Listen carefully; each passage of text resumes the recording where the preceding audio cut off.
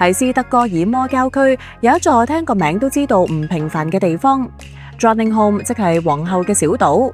聽落好似童話，但係呢一度唔係擺設，係瑞典皇室真正住緊嘅屋企。唔好以為你入到去會撞到國王女王，其實你只係參觀佢哋，唔住嗰邊啫。成座宮殿就好似一部18世紀嘅時光機，華麗嘅大廳閃到你戴太陽眼鏡都頂唔住。